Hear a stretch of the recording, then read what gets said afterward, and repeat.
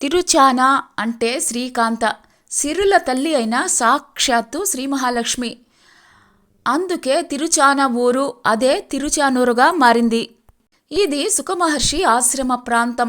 అందువల్లే ఈ ప్రదేశం శ్రీ సుకుని ఊరు తిరుచానూరుగా మారింది. ఇక్కడ శ్రీ సుఖమహర్షి వంటి మహర్షులు ఎందరో తపస్సులు చేశారు. సుఖమహర్షి తాత అయిన పరాశరుని తపోభూమి యోగమల్లవరం ఈ పక్కనే ఉంటుంది. పద్మ సరోవర తీరాన సాక్షాత్తు శ్రీ వెంకటేశ్వరుడు శ్రీ మహాలక్ష్మీదేవి అనుగ్రహం కోసం తీవ్రమైన తపస్సు చేశాడు. తత్ఫలితంగా మహాలక్ష్మి పద్మ సరోవరంలో సహస్ర దళాలు కలిగిన పద్మంలో అలివేలు మంగగా పద్మావతిగా ఆవిర్భవించింది. భృగు మహర్షి పరీక్ష వల్ల శ్రీదేవి వైకుంఠం నుంచి అలిగి భూమికి దిగివచ్చి కొల్హాపుర క్షేత్రంలో కొలువైంది. శ్రీ మహాలక్ష్మి కోసం శ్రీ వెంకటేశ్వర స్వామివారు తపస్సు చేసి ప్రార్థించారు.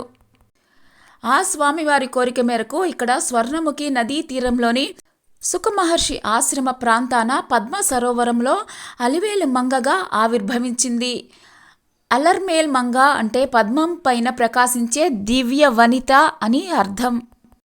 అలర్మేల్ మంగగా అవతరించిన ఆ మహాలక్ష్మిని శ్రీ వెంకటేశ్వరుడు తన వక్షస్థలం పైన వ్యూహలక్ష్మిగా నిలుపుకొని వెంకటాచల క్షేత్రానికి తిరిగి వెళ్ళాడు. నారాయణవనం చక్రవర్తి అయిన ఆకాశరాజు కూతురు పద్మావతిని వెంకటేశ్వరుడు వివాహం చేసుకున్నాడు. ఆకాశరాజు పుత్రిక పద్మావతి త్రేతాయుగం నాటి వేదవతి. సీతాదేవికి బదులుగా లంకలో వేదవతి రావణుని చెరలో ఉన్నది. రావణ వధ అనంతరం సీతాదేవి తనకు బదులుగా లంకలో అవస్థలు పడిన వేదవతిని వివాహం చేసుకోవలసింది అని శ్రీరాముణ్ణి ప్రార్థించింది. అప్పుడు శ్రీరాముడు ఏకపత్నీవతుడైనందువల్ల ప్రస్తుతం అది సాధ్యం కాదని, కలియుగంలో ఆకాశరాజు కూతురు పద్మావతిగా అవతరిస్తుందని, అప్పుడు ఆమెను వివాహం చేసుకుంటానని వరాన్ని ఇచ్చాడు. పద్మావతిని మోహించి వివాహం చేసుకున్నాడు. భూదేవి కోసం వరాహ అవతారాన్ని ధరించాడు.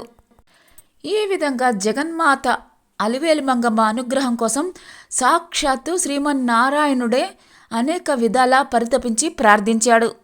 మరి సామాన్య భక్తులు మానవులు అమ్మ అనుగ్రహం కోసం, కరుణ కోసం ఎంతటి భక్తిని ప్రదర్శించాలో, కీర్తించాలో.